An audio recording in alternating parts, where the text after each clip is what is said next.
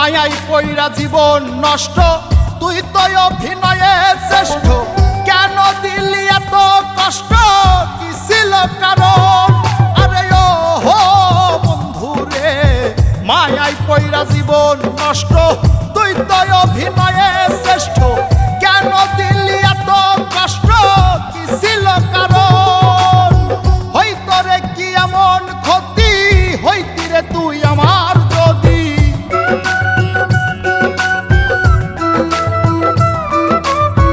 হইতো রে কি এমন ক্ষতি, হইতি রে তুই আমার যদি।